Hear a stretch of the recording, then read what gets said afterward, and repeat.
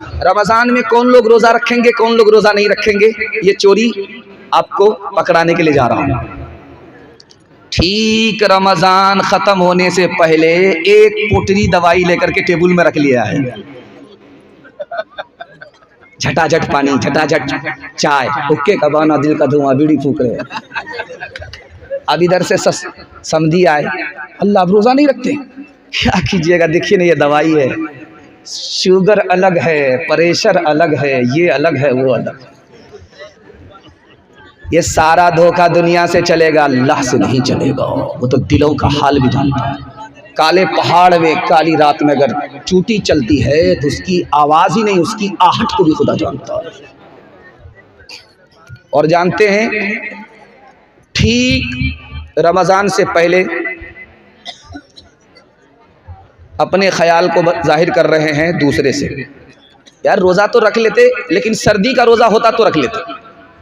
ये गर्मी का रोज़ा है, 15-15 घंटे का होगा, हमारे बाप से नहीं होगा। इंसाफ से बताइए, रोज़ा रखना अगर मुश्किल काम होता तो 7 साल का बच्चा कैसे रोज़ा रख लेता है? 7 साल की बच्ची कैसे रोज़ा रख लेती?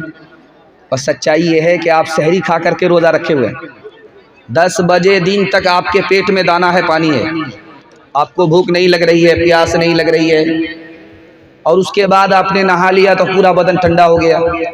12 बजे तक आपको भूख प्यास नहीं लगी, उसके बाद काम धंधा करके आप सो गए, आँख खुली, जोहर का वक्त हो गया, अब आपको भूख लग रही है, प्यास लग रही है। अल्लाह के बंदे, कितनी देर का रोज़ा है, एक झटके में पास हो जाएगा। हिम्मत के साथ खुदा है, हिम्मत हारने पर खुदा भी साथ में। एक आदमी था, घर वाले को धोखे में रखता था कि मैं रोज़े से हूँ, पाबंदी से सहरी खाता था, उठ करके पाबंदी से इफ्तारी खाता था, लेकिन रोज़ा एक भी नहीं रखता था कि रिकॉर्ड ख़राब हो जाएगा।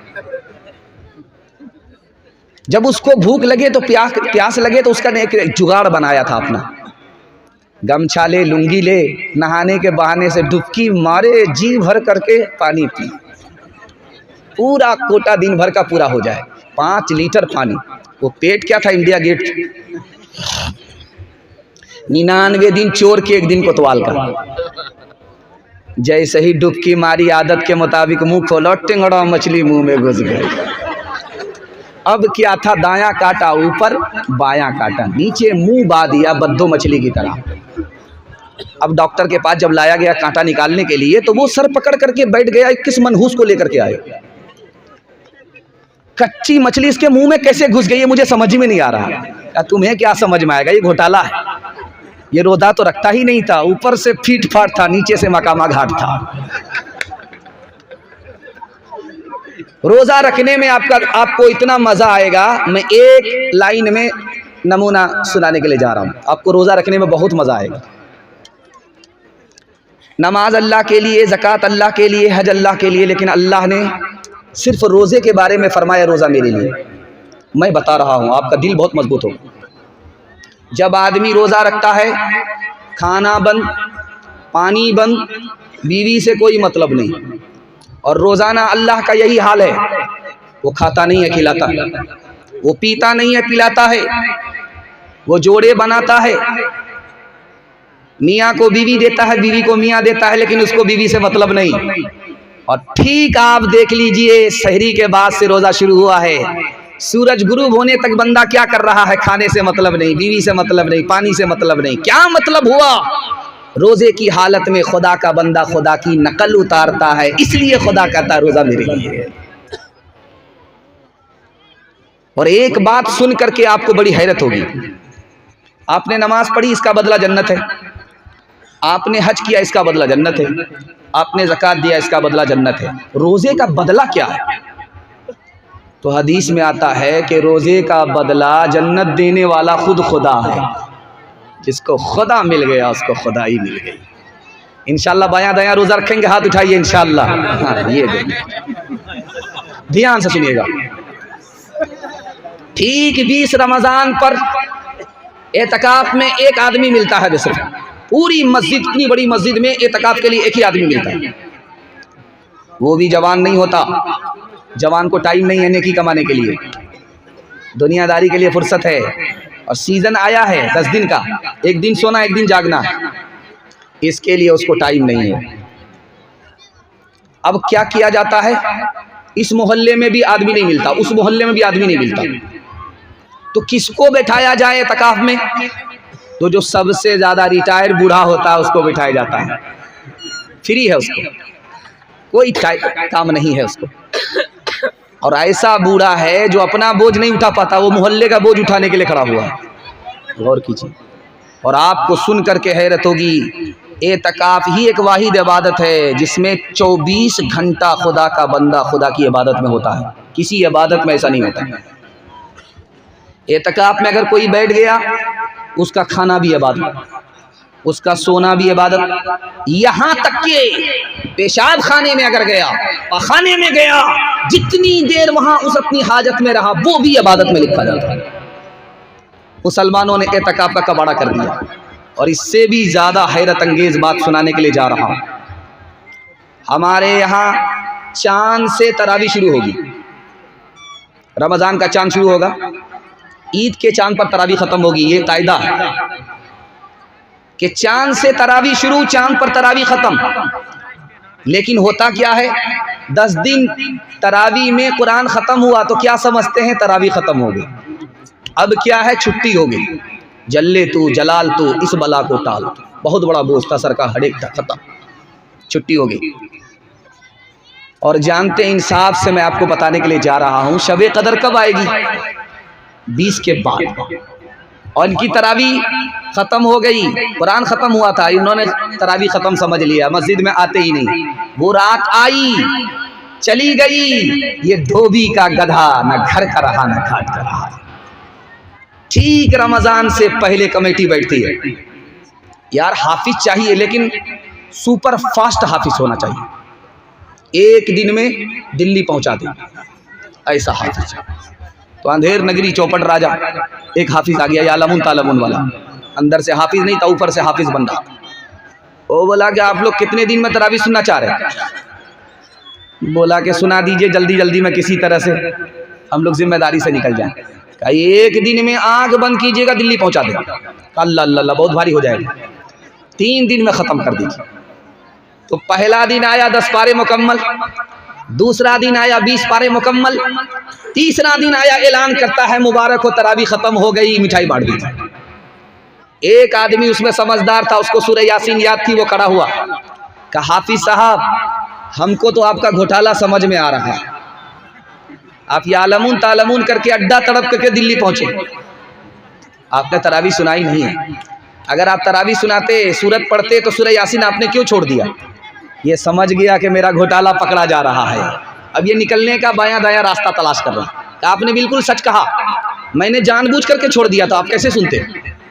जानबूझ करके छोड़ दिए थे। सूरह यासीन मुर्दा पर पढ़ी जाती है, जिंदा पर पढ़ी नहीं जाती है। जैसे ही मैं सूरह यासीन की तिलावत करता, आप पीछे खड़े होते, सब के सब मर जाते, इसलिए छोड़ दिया था। तोहफा ये मुसलमान को, तोहफा ये मुसलमान को, रमज़ान मुबारक हो, तोहफा ये मुसलमान को लेकर ये आ गया है बेशुमार बरकतें, दिन रात बरसती है अल्लाह की नेमतें, अल्लाह का तुम्हें ये एक मेहमान मुबारक हो, तोहफा ये मुसलमान को। कर लो मैं ज़ुबान नजरों की हिफाजत, कर लो मैं इबादत और कुरान की तिलावत, पढ़ते हैं तरावी हम, पढ़ते हैं तरावी हम, पढ़ते हैं तरावी हम, कुरान मुबारक हो तोहफा ये मुसलमान को। इंशाअल्लाह चांद से तरावी शुरू करेंगे, चांद पर तरावी खत्म करेंगे। हाथ उठाइए इंशाअल्लाह। 20 दिन में जरूरी मजबूरी में छुट्टी करके बैठ जाएंगे। हाथ उठाइए इंशाअल्लाह। है नौजवानों के हवाले से पैगाम आ रहा है। उसके बाद बेटा नाफरमान हो गया, बाप का कसूर था, इसके हवाले से पैगाम आएगा। उसके बाद सीधे माँ बहन तक मैं पहुंचूंगा। आप लोग मुकम्मल सुनेंगे, सुनने के लिए तैयार है? दोनों हाथ उठा दीजिए इंशाअल्लाह। बहन से ज्यादा साली पर मेहरबान होंगे, हाथ उठाइए इंशाअल्लाह। है ध्यान से सुनिएगा, जवानों के हवाले से आ रहा। हमारा जवान कहाँ है, कहाँ पहुंच गया है, खून के आंसू आप रोने पर मजबूर हो जाएंगे, आपके पैर के नीचे से जमीन निकल जाएगी। हमारा जवान कहाँ है? 1956 में फ्रांस ने एक रिपोर्ट जारी किया और कहा कि एक साल में 15,000 जवान दारू पीने की वजह से मर जाते हैं। अब गौर कीजिए, दारू पीने की वजह से इंतकाल किया, ठिकाना कहाँ होगा? दूसरी बात, 1977 में अमेरिका ने रिपोर्ट जारी किया कि मेरे मुल्क में 3,87,00,000 लोग बीमार पड़े, उसमें सबसे ज्यादा बीमार दारू पीने की वजह से जवान थे। दारू की वजह से आदमी बीमार हो जाता है, दारू की वजह से बीमार होकर के आदमी मर जाता है। और एक लाइन में आपको शराब की बुराई आपकी आंखों के सामने रखने के लिए जा रहा हूं, सिर्फ पट्टी हटाऊंगा। आप अक्लमंद आदमी हैं, समझदार आदमी, इंशाअल्लाह आज के बाद ठोकर नहीं खाएंगे। मरने का वक्त है, मुंह पर कलमा नहीं आ रहा, जबान पर कलमा नहीं आ रहा। उस्ताद आगे का बेटा क्या गुनाह किया है याद करो। का हुजूर कोई गुनाह याद नहीं आ रहा है। एक गुनाह था, साल में एक बार डॉक्टर के कहने की वजह से दारू पी लेता था। अगर दारू नहीं पियोगे इलाज नहीं होगा। उसी की नहुसत है कि लाख कोशिश कर रहा हूं, मरने का वक्त है, जबान पर कलमा जारी नहीं हो रहा है। और दूसरी हालत दिखाने के लिए जा रहा हूं, जवान हमारा कहां है। 1967 में स्वीडन दुनिया का सबसे खुशहाल मुल्क है। अगर वहां 20 साल भी बैठ करके कोई खाए तो भी पैसा खत्म नहीं होगा। दुनिया का सबसे मालदार मुल्क, और उसमें होता क्या है, उस मुल्क में सबसे ज्यादा खुदकुशी जवान करते हैं। अमेरिका दुनिया का सबसे ज्यादा खुशहाल मुल्क है। हर 2 मिनट में 2 जवान खुदकुशी करते हैं। हर घंटे में एक की खुदकुशी मुकम्मल हो जाती है, एक को बचा लिया जाता है। ये खुदकुशी हो क्यों रही है? जुआ खेलने की वजह से, और लड़की हारने की वजह से, मोहब्बत हारने की वजह से, इश्क और मोहब्बत हारने की वजह से। एक जवान का रिकॉर्ड था, 19 घंटा जुआ खेलता रहा, 19 घंटा, 75 लाख रुपए हार गया। अब उसकी आंख के सामने अंधेरा आ गया, पैर उठ ही नहीं रहा। मारे शोक के रिवाल्वर निकाली, सर पर गोली ठोक दी, न इधर का रहा न उधर का रहा। मैं हाथ जोड़ करके अपने जवानों से कहता हूं कि अगर तरक्की करना है तो 1 साल जुआ छोड़ करके दिखाइए, 10 साल के बराबर तरक्की। तीसरी बात बताने के लिए जा रहा हूं, बहुत ध्यान से सुनिएगा। 2018 की रिपोर्ट है हिंदुस्तान की कि 21% बच्चे नेट मोबाइल चलाते हैं।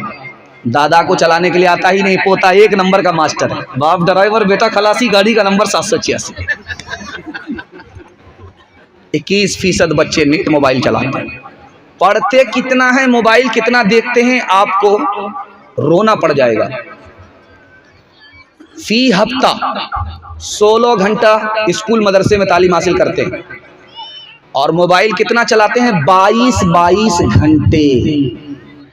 मेडिकल साइंस रिपोर्ट कह रही है जो बच्चे 1 घंटे से ज़्यादा नेट मोबाइल चलाते हैं उनका दिमाग अलग कमज़ोर होता है और दिल की अलग उसको बीमारी लगती है।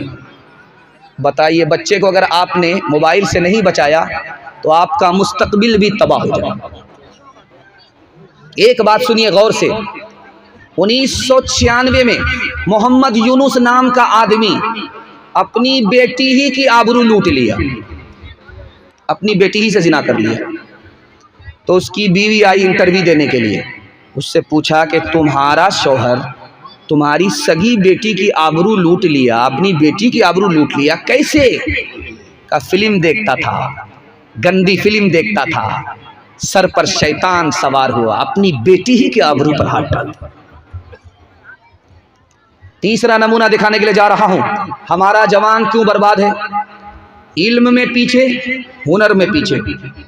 अक़वाम मुत्तहिदा की रिपोर्ट है 1984 की कि पूरी दुनिया में 150 करोड़ लोग जाहिल हैं, और सबसे ज्यादा किस मुल्क में जाहिल हैं? कौन लोग जाहिल हैं? तो सबसे ज्यादा हिंदुस्तान में लोग जाहिल हैं। और हिंदुस्तान में कौन लोग ज्यादा जाहिल हैं? मुसलमान। 62% मर्द जाहिल हैं, 72% औरत जाहिल। इसलिए मुसलमान पीछे। अभी हजरत मुफ्ती साहब सर सैयद अहमद खान साहब रहमतुल्लाह अलैह के हवाले से सुना रहे थे। 3 लड़के अलीगढ़ में दाखिला लेने के लिए जा रहे थे, लेकिन टिकट नहीं था, ट्रेन में सफ़र कर रहे थे। एक बूढ़ा का रिजर्वेशन था, तो बूढ़े को डरा रहे, ओ बड़े मियाँ पैर समेट करके बैठो, हमको पहचानते नहीं हो, हम कौन हैं? अहमद असरार हैं। दूसरा बोलता, ओ बड़े मियाँ समझ में बात नहीं आ रही है, क्या कहा? हमको नहीं जानते, हम कौन हैं? हबीब मुख्तार। अल्लाह। तीसरा बोला कि हमको भी पहचान लो, मेरा नाम सैयदुल अबरार है। अब बूढ़ा क्या, वो पैर फैला करके बैठे, झट से पैर समेट करके बैठ गए कि बाप रे, कहाँ ये 3 पहलवान, कहाँ ये सूखी लकड़ी, कहाँ मुकाबला होगा। बूढ़े का टिकट था और जवान का टिकट नहीं था, और दादागिरी से जा रहे थे अलीगढ़ यूनिवर्सिटी दाखिला लेने के लिए। उस बूढ़े ने उन नौजवानों से पूछा, कहाँ जा रहे हो? क्या हुजूर दाखिला लेने के लिए जा रहे हैं? अच्छा कहाँ? का अलीगढ़ यूनिवर्सिटी। इत्तेफाक से वो बूढ़ा उसी का वाइस चांसलर था। अल्लाह अल्लाह अल्लाह। अब बूढ़े को पावर आया, क्या नाम बताया था? अहमद असरार। क्या नाम बताया? हबीब मुख्तार। क्या नाम बताया? सैयदुल अबरार। अरे मेरा नाम भी तो पूछो कि मैं कौन हूँ। अब इन लोगों के कान खड़े हुए, सूखी लकड़ी में कहाँ से जान पैदा होगी। कहा कि चाचा आप बता दीजिए आपका नाम क्या है? कहा मैं परवरदिगार हूँ। यूनिवर्सिटी पहुँचो, बाप से भेंट हो जाए। वो बातें जिनसे कौमें हो रही है नामवर सीखो, उठो तहजीब सीखो, सनअतें सीखो, हुनर सीखो, बढ़ाओ तजर्बे अतराफ दुनिया में सफ़र सीखो, हवा से खुश तर सीखो, उलूमे बहरोबर सीखो, खुदा के वास्ते ऐ नौजवानों होश में आओ, दिलों में अपनी गैरत को जगा दो, जोश में आओ, दिलों में अपनी गैरत को जगा दो, जोश में आओ। खिलाने पिलाने में आगे रहेंगे, मगर पढ़ाने लिखाने में पीछे हाथ उठाइए इंशाअल्लाह। है 2-4 हमारी तरफ हाथ उठा रहे हैं, हम इधर के पागल हैं, वो उधर के पागल। पागलों का इस्तेमाल है, ये मोहब्बत में पागल है। अल्लाह हमारे सुनाने को, आपके सुनने को बेहद कबूल फरमाए।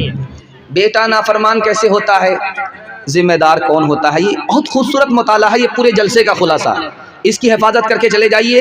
ये बिल्कुल आखिरी पैगाम है मर्दों के हवाले से, उसके बाद औरतों के हवाले से पैगाम आ रहा है। आप लोग सुनने के लिए तैयार है? दोनों हाथ उठा दीजिए इंशाअल्लाह। बीवी से पूछ करके माँ बाप को खर्चा देंगे, हाथ उठाइए इंशाअल्लाह। जरा ध्यान रखिएगा। बाप से पूछा गया तुम्हारा बेटा कैसा है? क्या सब तो ठीक ठाक है, थोड़ा सा बेदीन है। थोड़ा सा बेदीन, सब कुछ बराबर है लेकिन थोड़ा सा बेदीन है। तो मतलब साफ हुआ कि थोड़ा सा बेदीन है तो माँ बाप के लिए परेशानी की कोई बात नहीं है। तो उसका जवाब दिया गया कि थोड़ा सा बेदीन हो गया तो थोड़ी सी जान निकलने के बाद क्या रहा।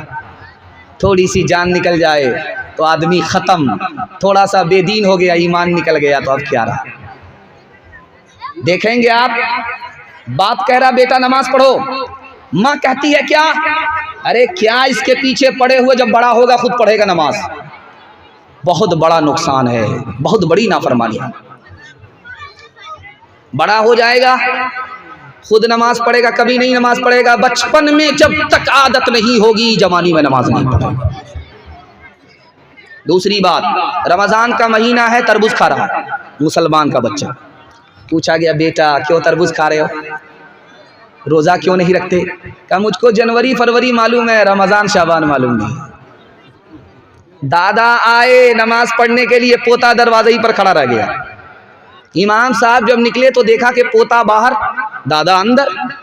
तो उस बच्चे को बुला करके इमाम साहब ने कहा कि बेटा दादा तुम्हारे नमाजी, तुम नमाज क्यों नहीं पढ़ते हो। कहा किसके लिए नमाज पढ़ूं, मुझको खुदा के बारे ही में शक है, तो किसके लिए नमाज पढ़ूं।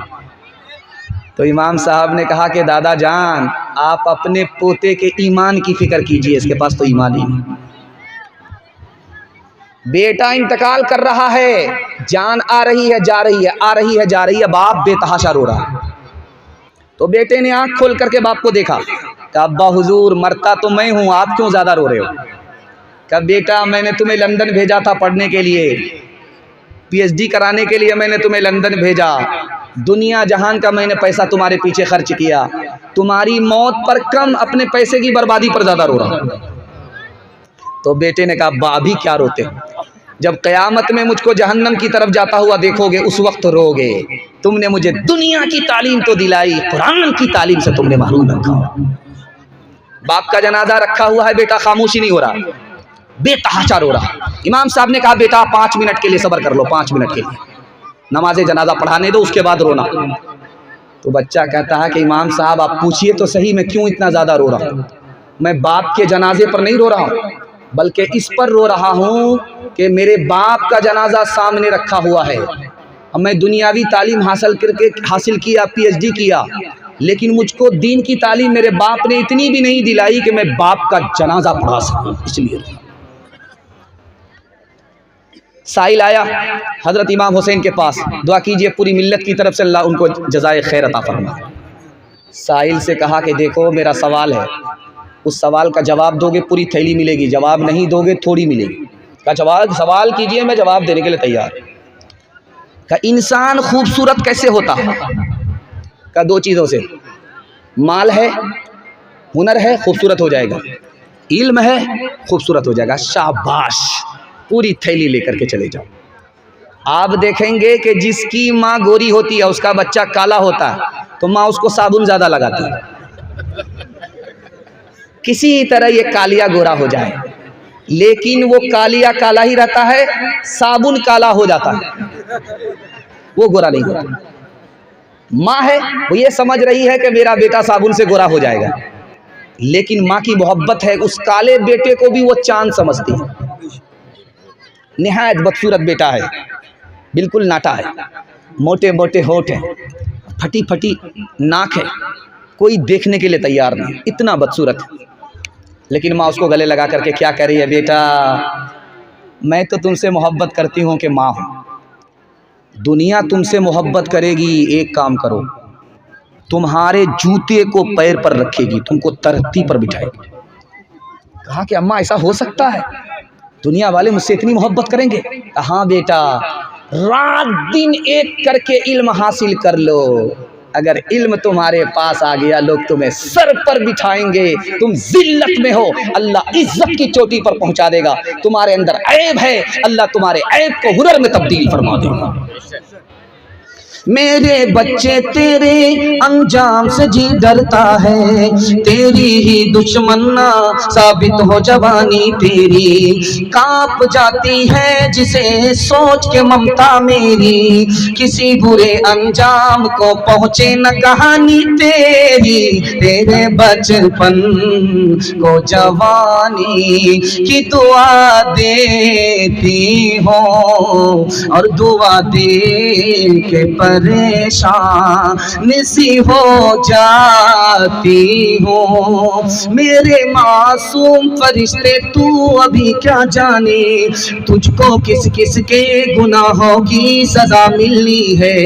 दीन और धर्म के मारे हुए इंसान की जो नजर मिलनी है, जो नजर मिलनी है वो तुझको खफा मिलनी है। तेरे बचपन को जवानी की दुआ देती हो और दुआ दे के परेशान सी हो जाती हो। औरतों के हवाले से बिल्कुल ताज़ा पैगाम आपकी खिदमत में लेकर के आ रहा हूँ। आप लोग सुनने के लिए तैयार हैं? बहुत बेदारी के माहौल में हाथ उठा दीजिए इंशाअल्लाह। बहुत खूबसूरत जलसा आपका बिल्कुल निकल चुका है। सिर्फ 2 पैगाम पर्दा और तालीम के हवाले से, औरत के हवाले से आप सुनेंगे 10 मिनट में और जलसा आपका मुकम्मल हो जाएगा। अल्लाह आपको जज़ाए खैर दे। आपने मेरा दिल खुश कर दिया कि जितने जाने वाले थे वो कम हैं और जो लोग यहाँ हैं वो उनसे ज़्यादा। तो मतलब साफ हुआ कि देखने वाले थोड़े हैं, जलसा सुनने वाले ज़्यादा। आपने मेरा दिल खुश कर दिया और दिल से दुआ करता हूँ अगर आपके घर में जवान लड़की है तो अल्लाह गैब से मुनासिब जोड़े का इंतज़ाम फरमा। ध्यान से इसको सुनिएगा। बेटी से बाप ने पूछा, बेटी ने बाप से पूछा कि अब्बा आपने जो मेरी शादी की है कितना पैसा खर्च हुआ। बेटी ने पूछा, अब्बा हुजूर आपने मेरी शादी की है, बड़ी कुर्बानी से शादी की है, कहाँ कहाँ से पैसा जोड़ा है हमें पता है। अब्बा हुजूर ये बता दीजिए आपने मेरी जो शादी की है उसमें कितना पैसा खर्च हुआ है। तो बाप ने कहा, बेटी तुम नाती पोता वाली हो गई हो, लेकिन तुम्हारी शादी में तुम्हारे बाप का इतना पैसा खर्च हुआ कि अभी तक कर्ज में डूबा हुआ हूँ, कर्ज अदा नहीं हुआ है। मौलाना अली मियां नदवी रहमतुल्लाह का भी तस्करा चल रहा था। दुआ फरमाइए अल्लाह उनकी कब्र को नूर से भर दे।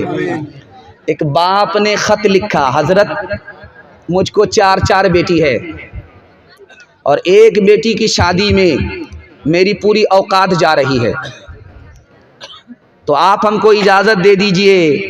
एक बेटी की शादी का मसला रहता तो यहाँ से पैसा ले लेता, वहाँ से कर्ज कर लेता, वहाँ से उधार ले लेता, बेटी की शादी करा देता, यहाँ से भीख मांग लेता, वहाँ से भीख मांग लेता, मसला हल कर लेता। 4 बेटी है, कहाँ से मसला हल होगा? आप इजाज़त दे दीजिए मैं जहर खा लूँ ताकि मेरी बेटी भी और मैं भी इस दुनिया की मुसीबत से नजात पा जाऊँ। तीसरा नमूना आपकी खिदमत में आ रहा, बहुत ध्यान से इसको सुनिएगा। ठीक बारात के दिन से 1 रात पहले लड़का फ़ोन करता है लड़की को, अभी शादी भी नहीं हुई, ठीक 1 रात पहले।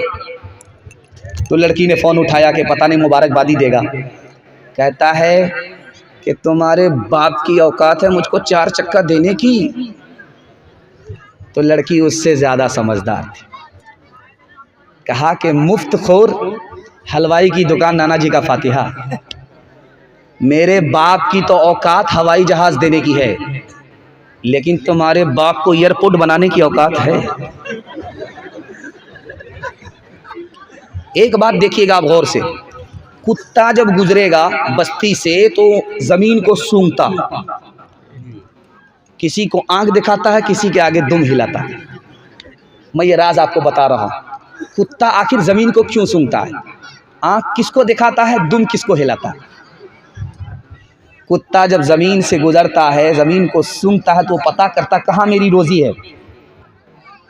और जिस लड़का का बहनोई रिश्ता ढूंढ रहा है वो जेब को टटोलता है, किस जेब में ज़्यादा पैसा है।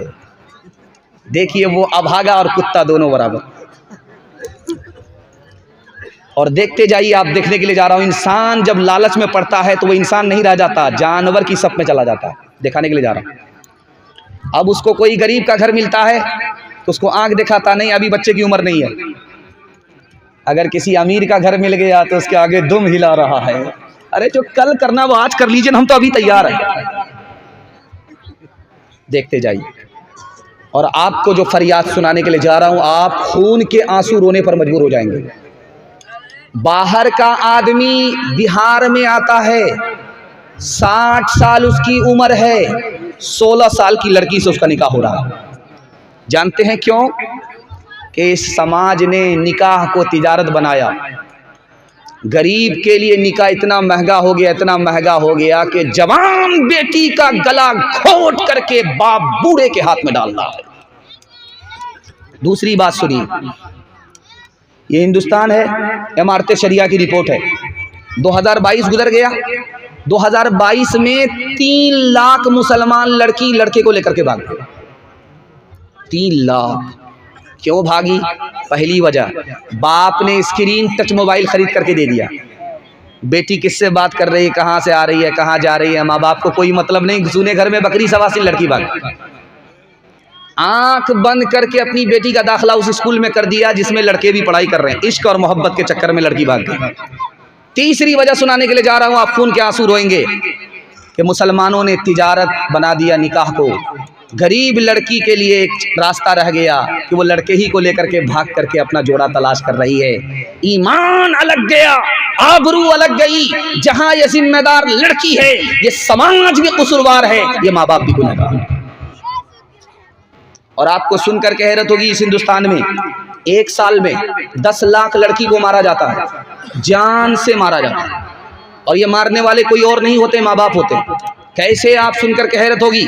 अल्ट्रासाउंड मशीन ने बता दिया कि पेट में लड़की है, जल्ले तू जलाल तू, इस बला को टाल। 10 लाख लड़की खत्म। और जानते हैं, इस हिंदुस्तान में बेटा आ रहा है, आने दो, बरकत आ रही। 10-10 बेटे पैदा करने वाली माँ घबराती नहीं, बरकत आ रही। बाप भी खुश है, बम है, जिलेबी बांट रहा है। जहाँ 2 बेटी, उसके बाद तीसरी का नंबर, तो माँ से ज़्यादा बाप परेशान नजर आ रहा, मुंह छुपा रहा, बता भी नहीं रहा कि मेरे घर में क्या पैदा हो। लगता है कि इस साल माँ ने पैदा किया, अगले साल यही बाप पैदा कर दे। बात क्या है? नीयत में खोट है।